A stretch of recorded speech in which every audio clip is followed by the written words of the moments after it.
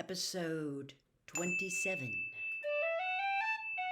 There was a great stirring at Aslan's Howe when the news came back and was communicated to the various creatures. Edmund, with one of Myraz's captains, had already marked out the place for the combat, and ropes and stakes had been put around it. 2 telmarines were to stand at 2 of the corners, and 1 in the middle of one side as marshals of the lists. 3 marshals for the other 2 corners and the other side were to be furnished by the High King.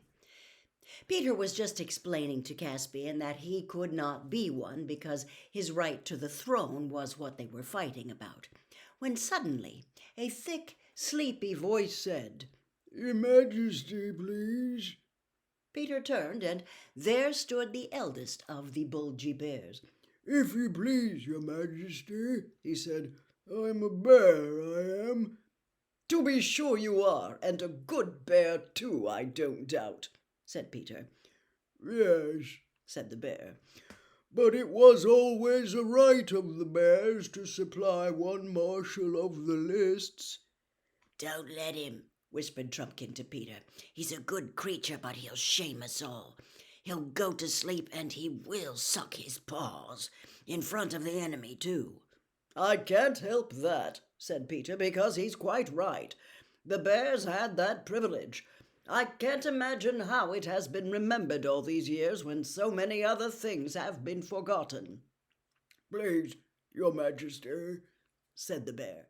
"It is your right," said Peter, "and you shall be one of the marshals. But you must remember not to suck your paws." "Of course not," said the bear in a very shocked voice. "Why, you're doing it this minute," bellowed Trumpkin. The bear whipped his paw out of his mouth and pretended he hadn't heard. "Sire!" came a shrill voice from near the ground. "Ah, Reepicheep," said Peter, after looking up and down and round as people usually did when addressed by the mouse. "Sire," said Reepicheep, "my life is ever at your command, but my honour is my own.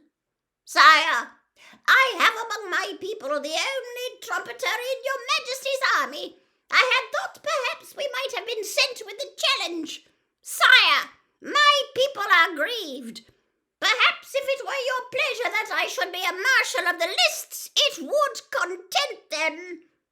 A noise not unlike thunder broke out from somewhere overhead at this point, as Giant Wimblewither burst into one of those not very intelligent laughs to which the nicer sorts of giant are so liable. He checked himself at once and looked as grave as a turnip by the time Reepicheep discovered where the noise had come from. "I am afraid it would not do," said Peter very gravely. "Some humans are afraid of mice." "I had observed it, sire," said Reepicheep. "And it would not be quite fair to Myraz," Peter continued, "to have in sight anything that might abate the edge of his courage." "Your Majesty is the mirror of honour," said the mouse with one of his admirable bows. "And on this matter we have but a single mind. I thought I heard someone laughing just now. If anyone present wishes to make me the subject of his wit, I am very much at his service with my sword whenever he has leisure." An awful silence followed this remark, which was broken by Peter saying, "Giant Wimblewither and the bear and the centaur Glenstorm shall be our marshals. The combat will be at 2 hours after noon. Dinner at noon precisely." "I say," said Edmund as they walked away, "I suppose it is all right. I suppose you can beat him."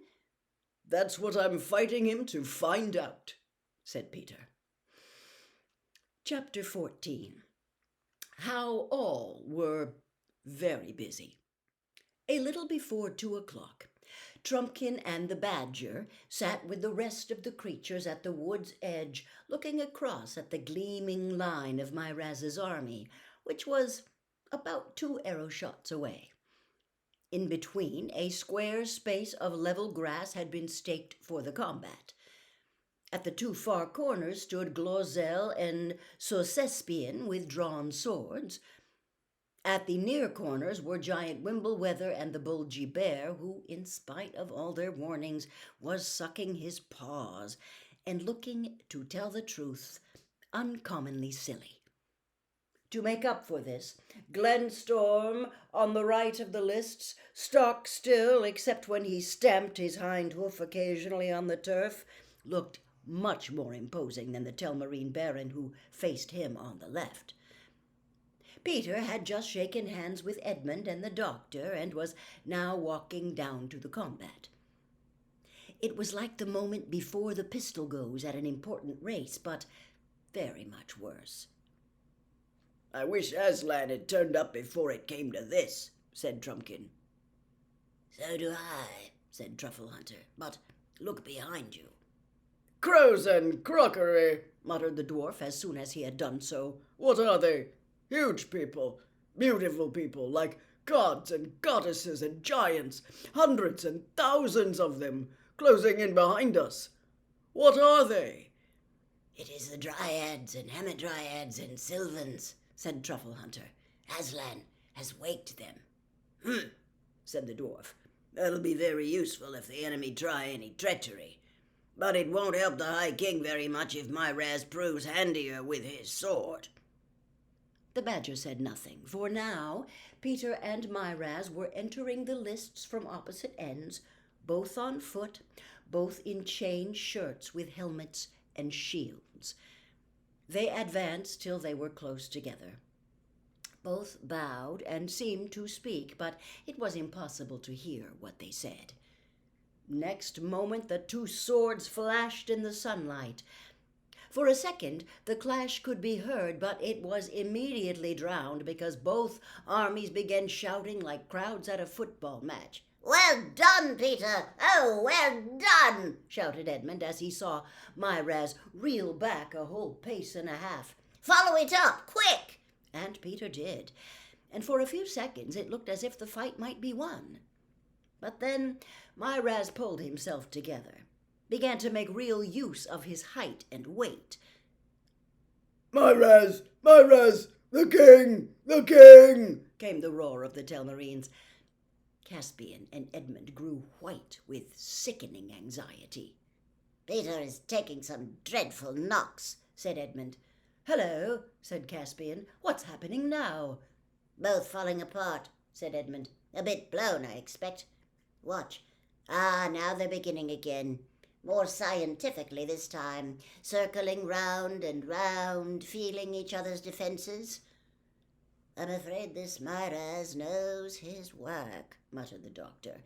But hardly had he said this when there was such a clapping and baying and throwing up of hoods among the old Narnians that it was nearly deafening.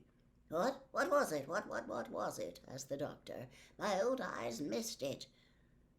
"The High King has pricked him in the armpit," said Caspian, still clapping, "and where the armhole of the hauberk let the point through. First blood."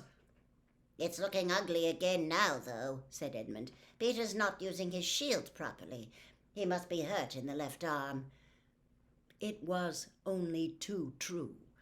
Everyone could see that Peter's shield hung limp. The shouting of the Telmarines redoubled. "You've seen more battles than I," said Caspian. "Is there any chance now?" "Precious little," said Edmund.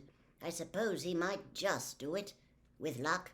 "Oh, why did we let it happen at all?" said Caspian. Suddenly, all the shouting on both sides died down. Edmund was puzzled for a moment. Then he said, "Oh, I see. They've both agreed to a rest. Come on, Doctor. You and I may be able to do something for the High King." They ran down to the lists, and Peter came outside the ropes to meet them, his face red and sweaty, his chest heaving. "Is your left arm wounded?" asked Edmund. "It's not exactly a wound," Peter said. "I got the full weight of his shoulder on my shield like a load of bricks, and the rim of the shield drove into my wrist. I don't think it's broken, but it might be a sprain. If you could tie it up very tight, I think I could manage.